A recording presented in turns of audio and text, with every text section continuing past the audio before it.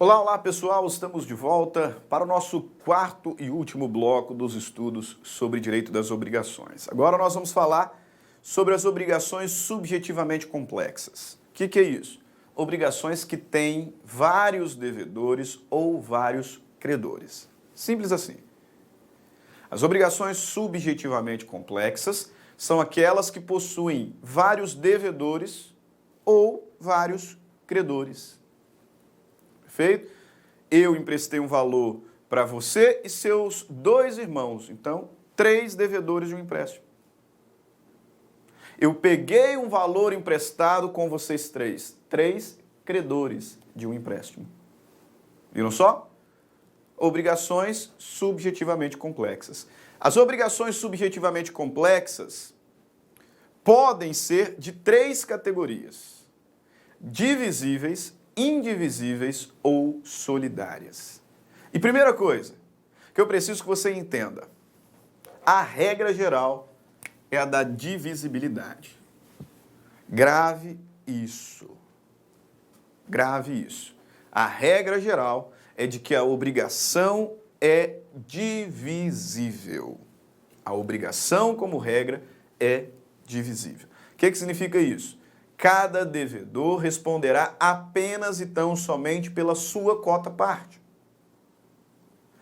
E cada credor terá direito exclusivamente à sua cota-parte.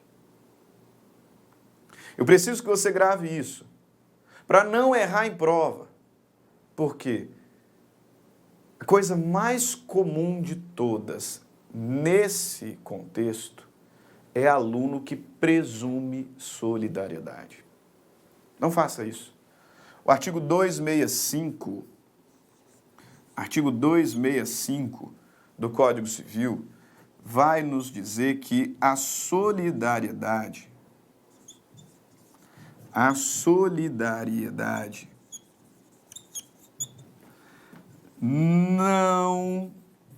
não se presume.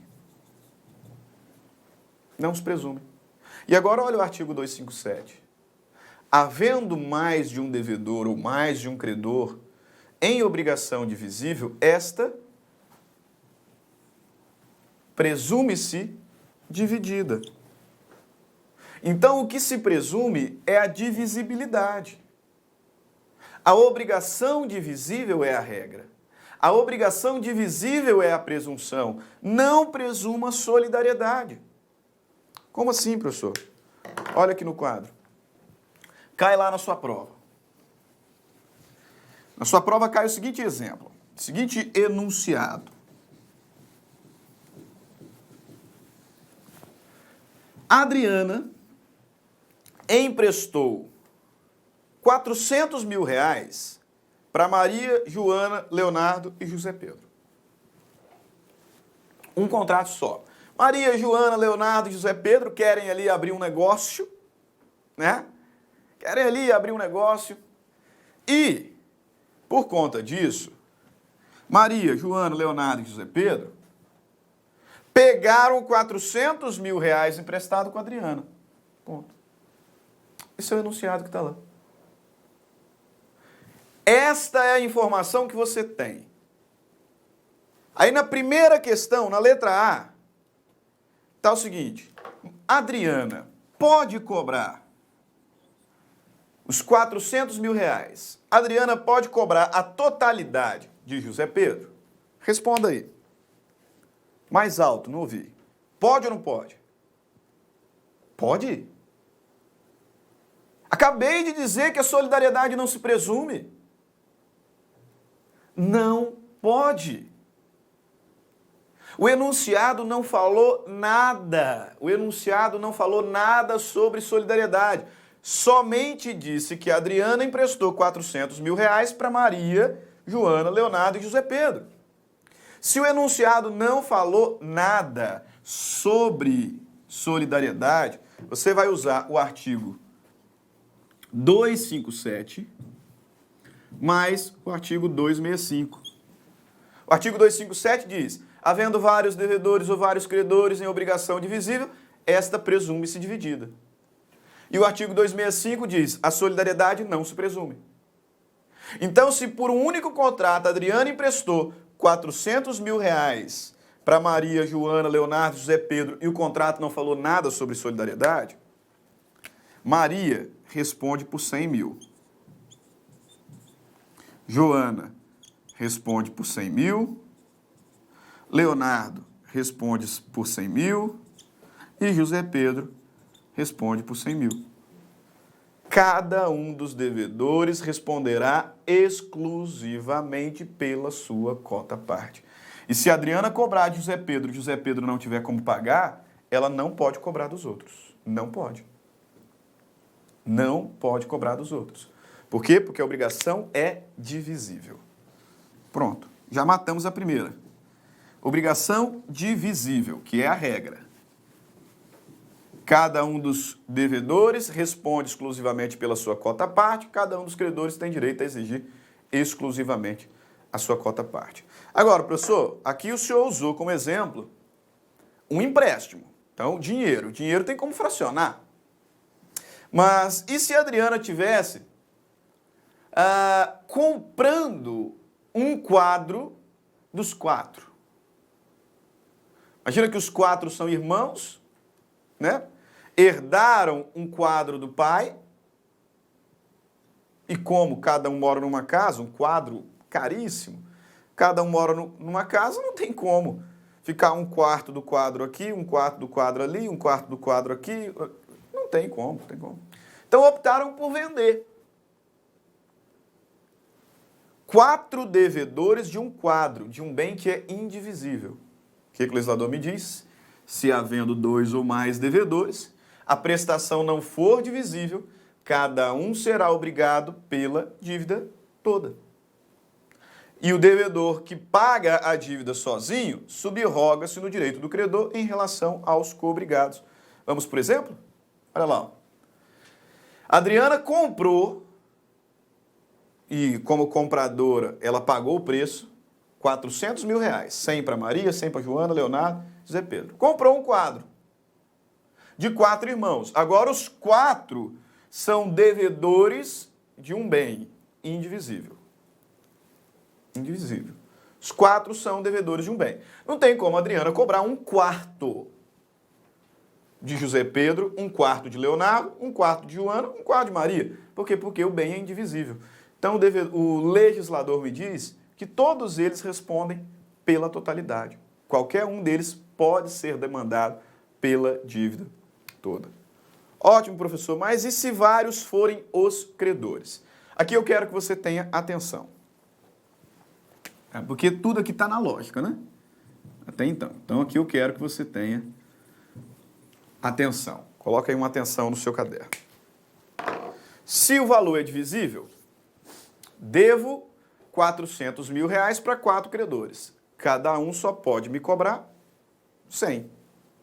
Sou credor de 400 mil reais, de 4 devedores. Só posso cobrar 100 de cada um.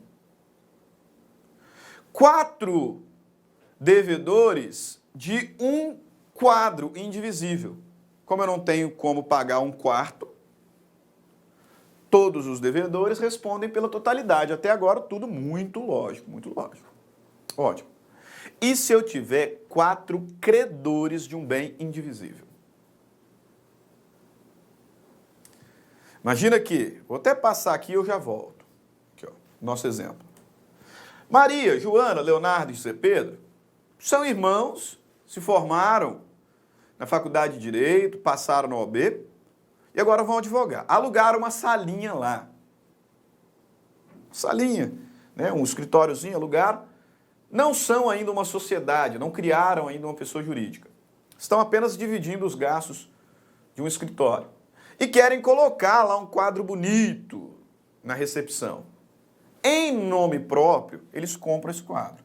Então, 4 credores de um quadro só. Não tem como eu entregar um quarto aqui, um quarto aqui, um quarto aqui, um quarto aqui. Não tem. Perfeito? Ótimo. Por que eu quero a sua atenção aqui? Pelo seguinte, como a obrigação é indivisível, qualquer um dos credores pode cobrar tudo. Mas eu pergunto, o devedor pode simplesmente entregar o quadro para José Pedro? Não tem como ele entregar um quarto só. Então ele pode simplesmente pegar o quadro e entregar para José Pedro? O legislador me disse que não. Olha o artigo 260. Se a pluralidade for dos credores, poderá cada um destes exigir a dívida inteira. Mas, o devedor ou devedores se desobrigarão pagando. Ou seja, deixa eu voltar aqui. Qualquer um dos credores pode cobrar tudo, mas a Adriana somente se desobrigará, somente pagará certo. Se pagar a todos conjuntamente ou se pagar a um deles com caução de ratificação. Então o que aconteceu foi o seguinte: a Adriana vendeu um quadro, ou melhor, é isso mesmo, a Adriana vendeu um quadro para 4 irmãos. E aí José Pedro veio sozinho cobrar dela. Ah, me entrega o quadro aí. O que ela tem que fazer? Não entrego. Vem todo mundo. Vem todo mundo aqui. Porque se eu entregar o quadro só para você, José Pedro, e você sumir no mundo, eu não me desobriguei dos outros. Eu paguei mal. E quem paga mal paga 2 vezes. Paga quantas vezes for cobrado. O devedor não pode pagar só, pura e simplesmente, para um dos credores. Vem todo mundo. Aí o José Pedro, não, mas eu tenho uma procuração. Os outros estão me autorizando a receber sozinho. Opa, então tá. Pronto. Só que fácil. 260, mais uma vez. Se a pluralidade for dos credores, poderá cada um destes exigir a dívida inteira. Mas o devedor ou devedores se desobrigarão pagando a todos conjuntamente ou a um, dando este caução de ratificação dos outros credores. Ok? E aí o legislador fecha com o artigo 262, dizendo: se um dos credores remitir a dívida, a obrigação não ficará extinta para com os outros, mas estes só poderão exigir descontada a quota do credor remitente. Aqui eu vou ser bem rápido por conta do tempo, tá? Vou só explicar o que o legislador está dizendo aqui. Imagina, a Adriana pagou 100 mil, Joana pagou 100 mil, Leonardo pagou 100 mil, José Pedro pagou 100 mil. Então a Adriana, o melhor, né? Maria pagou 100 mil, Joana 100 mil, Leonardo 100 mil, José Pedro 100 mil. Então a Adriana recebeu aqui 400 pelo quadro. Ok? E agora ela vai entregar. Aí o que acontece? José Pedro remite. Remissão é perdão, tá, pessoal? Ele não pode remitir tudo. Ele só remite a cota parte dele. E aí o que o legislador me diz lá no 262, observe aí, ó, se um dos credores remitir a dívida, a obrigação não ficará extinta para com os outros. Então ele só pode remitir a cota dele. Não pode remitir tudo. Tá? E detalhe, ele não tem dinheiro, não tem direito a pegar o valor de volta, ele já pagou. Ele já pagou os 400 mil reais. Os 100 dele, né? Cada um pagou 100. Depois de ter pago, ele vem e remite. O legislador está me dizendo o seguinte: a remissão dele não influencia no direito dos demais. Só que se eu reunir esses 3, eles pagaram 300 mil. Para ter direito a receber o quadro, o que eles têm que fazer? Pagar mais 100 mil. 33 mil cada um. Para quê? Para dar o valor do bem. Para dar o valor do bem. Se José Pedro remitir, ele não extingue a obrigação com relação aos demais. Só que os demais só terão direito a receber o bem se pagar o valor da cota do credor remitente. Então eles vão ter que dar aqui conjuntamente mais 100 mil pelo quadro. E é isso mesmo, a Adriana ficará com 500 mil. 400 decorrentes da venda e 100 decorrentes da remissão. Olha o texto da lei mais uma vez.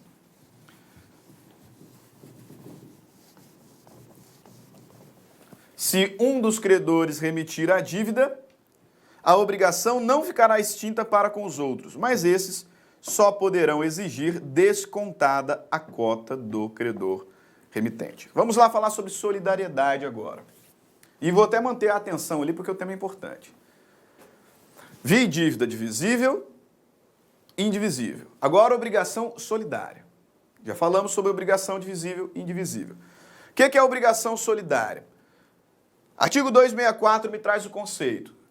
A solidariedade, quando na mesma obrigação concorre mais de um credor com direito à dívida toda. A solidariedade, quando na mesma obrigação concorre mais de um devedor obrigado à dívida toda. Então eu tenho vários devedores e todos podem ser cobrados pela totalidade. Qualquer um, sozinho, pode ser obrigado a pagar tudo. Tenho vários credores e qualquer um pode ir lá e cobrar e receber tudo. Simples. Solidariedade. Solidariedade ativa. Vários credores, cada um com direito ao crédito inteiro. Então eu tenho 5 credores solidários. Um vai lá sozinho e cobra tudo. E recebe tudo. Solidariedade passiva. Vários devedores e cada um deles obrigado à dívida toda.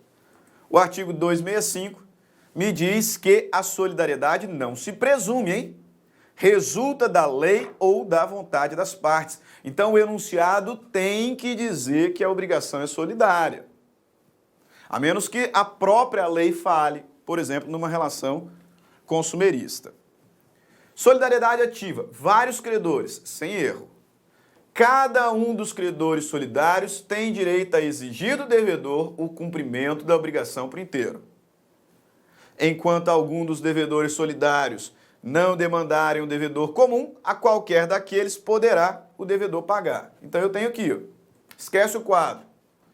4 credores solidários de R$400 mil. José Pedro, como é solidário, o contrato diz que ele é, pode vir cobrar e receber sozinho os R$400 mil. E se a Adriana pagar só para José Pedro, a obrigação acaba para ela. Lá na obrigação indivisível, qualquer credor poderia cobrar, mas o devedor só poderia pagar a todos conjuntamente ou a um deles com caução de ratificação. Aqui não. Aqui, qualquer um dos credores pode cobrar e o devedor pode pagar para qualquer um. Por quê? Porque os credores são solidários. É o que está me dizendo o texto da lei. 267. Cada um dos credores solidários tem direito a exigir do devedor o cumprimento da prestação por inteiro. Enquanto alguns dos credores solidários não demandarem o devedor comum, a qualquer daqueles poderá este pagar. Exatamente o que nós falamos. Agora, é óbvio que se a Adriana pagar para José Pedro, tudo, ela não deve mais. Só que José Pedro responderá para com os demais, né? Olha o artigo 275. O credor tem direito a exigir e receber de um... Ou melhor, que ele já está falando da solidariedade passiva, né? Voltamos aqui para a solidariedade ativa só para explicar essa parte final. Né? A Adriana pagou tudo para José Pedro, R$400 mil. Para ela acabou a obrigação. Só que José Pedro responderá perante os demais credores. 100 mil para cada um. Tem erro, pessoal? Não tem, né? Não tem. E o código vai estar lá na sua mão. José Pedro, obviamente, vai ficar com o 100 dele, né? Ok? Tem erro. Na solidariedade ativa, qualquer um dos credores pode cobrar tudo e o devedor pode pagar para qualquer um deles. O credor que receber sozinho responde perante os demais. Pronto. Agora, a solidariedade passiva demanda a nossa atenção. Isso. Nós temos 10 minutinhos aqui para falar sobre a solidariedade passiva. Tema muito importante. Na solidariedade passiva, eu tenho vários devedores solidários. E a questão é o seguinte: qualquer um dos devedores solidários pode ser cobrado pelo todo. É isso que diz o 275 agora sim. O 275. O credor tem direito a exigir e receber de um ou de alguns dos devedores, parcial ou totalmente, a dívida comum. Se o pagamento tiver sido parcial, todos os demais devedores continuam obrigados solidariamente pelo resto. Parágrafo único, vamos deixar para daqui a pouco. Olha aqui a situação. Adriana emprestou 400 mil reais para Maria, Joana, Leonardo e José Pedro. E eles são solidários, está no contrato. Porque se não fosse, a obrigação seria divisível, cada um ia responder só pela sua cota à parte. Eles são solidários. E porque eles são solidários, agora sim a Adriana pode cobrar tudo de José Pedro. Cobrar tudo. E José Pedro vai ter que pagar, tá? Por quê? Porque ele é devedor solidário. Simples assim. Simples assim. Ah, professor, imagina que o José Pedro se adianta e paga 300. E aí, o que acontece? Todos, inclusive José Pedro, continuam respondendo solidariamente pelo restante, pelos 100 mil remanescentes. Aí José Pedro pagou tudo sozinho. Beleza. Foi cobrado e ele pagou 400 mil reais. Sozinho, cara. Que injusto. Não, ele aceitou ser devedor solidário. Não tem nada de injusto. Pagou 400 mil reais sozinho. E agora, professor? Se ele pagou sozinho, a Adriana foi satisfeita, está fora do jogo. Está fora do jogo. José Pedro, que pagou sozinho, poderá cobrar de cada um dos codevedores a sua cota à parte. Ele pagou 400 mil reais, sozinho. Cada um devia 100, né? Pagou 400 sozinho porque ele era solidário. Então ele vai ficar com os 100 dele. E agora se tornará credor dos demais, podendo cobrar 100 mil de Leonardo, 100 mil de Joana e 100 mil de Maria. Pronto. Direito de regresso é o que nos diz o legislador no artigo 283. Deixa eu apagar aqui para a gente ler o texto da lei. Veja lá, ó.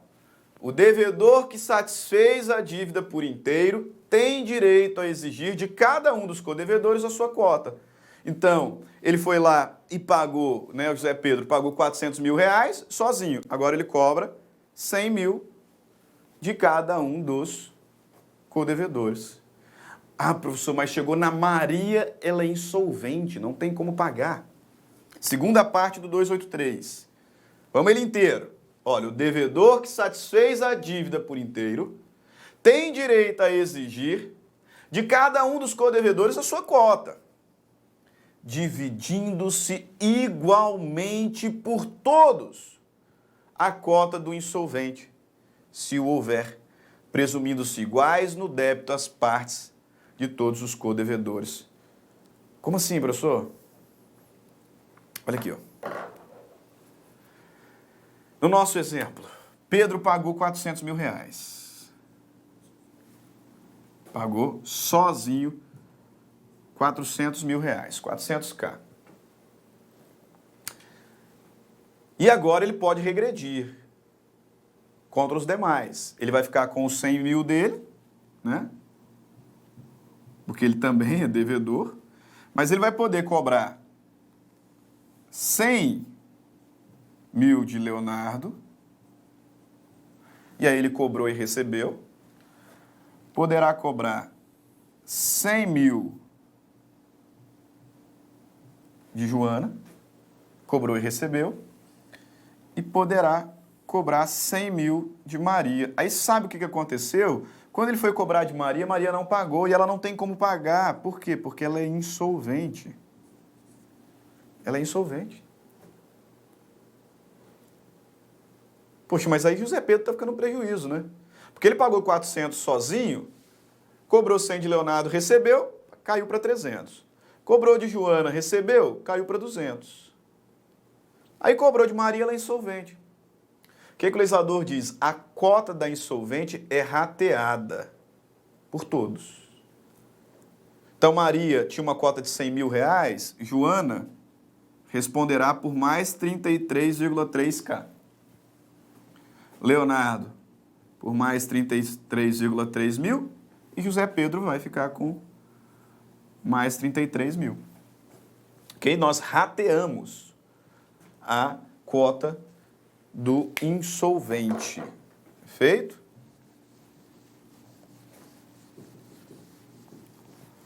Na dívida solidária, qualquer um dos devedores pode ser obrigado a pagar tudo sozinho. Pagou? Aí cobra dos co-devedores solidários. Beleza. Um deles é insolvente, professor. A cota do insolvente vai ser rateada por todos. A cota de Maria era 100 mil. 100 mil dividido por 3, 33,3 mil para cada um. É o que nos diz aqui o artigo 283, segunda parte. O devedor que satisfez a dívida por inteiro tem direito a exigir de cada um dos co-devedores a sua cota, dividindo-se igualmente por todos a do insolvente. E aí o 284 completa. No caso de rateio, contribuirão também os exonerados da solidariedade, pela parte que na obrigação incumbia ao insolvente. Ok, o que é exoneração? Exoneração e renúncia são as mesmas coisas, tá? Mas cuidado, não significa perdão. Por favor, grave isso para a gente fechar com chave de ouro. Se na sua obrigação disser que o credor renunciou à solidariedade, que o credor exonerou da solidariedade algum dos devedores, ele não está perdoando. Renúncia, anota aí. Renúncia ou exoneração.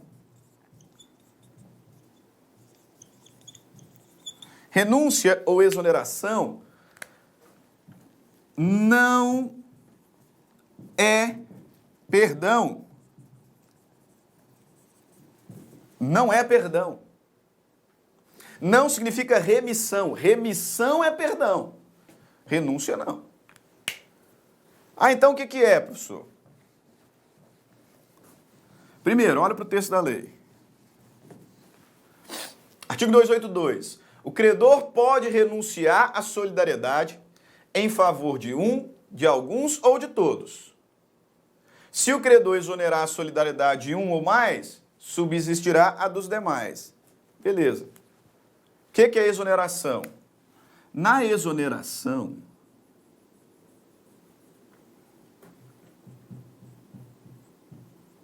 ou renúncia, anote isso. O devedor não deixa de ser devedor. Ele deixa de ser solidário.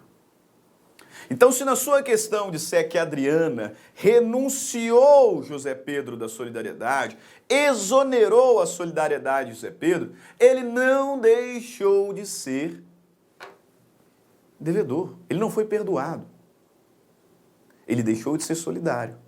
O que significa dizer que, a partir de agora, José Pedro não pode mais ser cobrado pelo todo. Não pode. Ele só pode ser cobrado pela cota parte dele, que é 100 mil. Como se a obrigação fosse divisível. Gravou isso? A renúncia ou exoneração da solidariedade não significa perdão. O devedor exonerado da solidariedade, o devedor que teve a sua solidariedade renunciada pelo credor, ele não deixa de ser devedor. Ele deixa de ser solidário.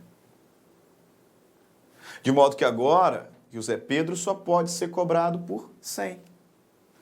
E os outros continuam solidários. Continuam solidários. Aí você lembra aqui desse texto, ó, 284. No caso de rateio entre os codevedores, contribuirão também os exonerados, né? Beleza. José Pedro foi exonerado. Aí ele foi e pagou os 100 mil reais. Ponto. Ele não pode ser cobrado por mais nada, por Adriana. Por quê? Porque ele não responde mais pelo todo. Ele responde só pela cota parte. Beleza. Pagou os 100 mil. Aí Maria foi lá e pagou os 300, porque ela continua solidária. Foi regredir contra a Joana? Recebeu 100k. Opa. Então, abateu aqui, né, já. Ela gastou 300, recebeu 100 de Joana. Por enquanto, está com um prejuízo de 200.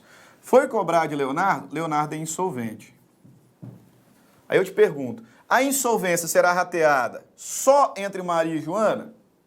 Não, o legislador diz que os exonerados também respondem. Então, nesse caso, a cota de Leonardo será suportada por Maria, que vai ter ali a sua cota de 100 mais 33k, por Joana, 33k, e por José Pedro também. Por José Pedro também. Por quê? Porque os exonerados também participam do rateio de eventual insolvência. Vamos voltar aqui, ó. Deixa o seu código aberto. Deixa o seu código aberto. Vamos fazer uma leitura integral. Vamos fazer uma leitura integral. Né? Sei que eu já estourei um pouquinho o tempo, mas vamos fazer uma leitura integral. Olha lá, ó, solidariedade passiva. Artigo 275. O credor tem direito a exigir e receber de um ou de alguns dos devedores, parcial ou totalmente, a dívida comum. Então, o credor pode cobrar tudo de qualquer um deles. Não tem problema. Se o pagamento tiver sido parcial, todos os demais devedores continuam obrigados solidariamente pelo restante. Parágrafo único. Não importará a renúncia da solidariedade a propositura de ação pelo credor contra um ou alguns dos devedores. Artigo 283. O devedor que satisfez a dívida por inteiro tem direito a exigir de cada um dos codevedores a sua cota, dividindo-se igualmente por todos a do insolvente, se houver, presumindo-se iguais no débito as partes de todos os codevedores. Artigo 284. No caso de rateio entre codevedores, contribuirão também os exonerados da solidariedade, pela parte que na obrigação incumbia ao insolvente. Artigo 282. O credor pode renunciar à solidariedade em favor de um, de alguns ou de todos os devedores. Se o credor exonerar da solidariedade um ou mais devedores, subsistirá a solidariedade dos demais. E para fechar, eu disse que renúncia e exoneração não se confundiam com perdão, né? Não. Se o devedor foi exonerado, ele não deixou de ser devedor. Ele deixou de ser solidário. Mas ele pode ser perdoado? Pode. E aí o 388 vai dizer: a remissão concedida a um dos codevedores extingue a dívida na parte a ele correspondente. De modo que, ainda reservando o credor a solidariedade contra os outros, já lhes não pode cobrar o débito sem a dedução da parte remitida. Sabe o que aconteceu agora? A Adriana remitiu. E se ela remitiu, ela perdoou José Pedro. José Pedro foi perdoado, está fora da jogada. Agora eu tenho 3 devedores de 300 mil reais. E 3 devedores solidários. José Pedro foi perdoado, nem mais pelo rateio ele participará. Ele não tem que pagar a cota dele e não participa mais do rateio. Ele foi perdoado. Para ele, a obrigação se extinguiu na totalidade. Por quê? Porque agora foi perdão.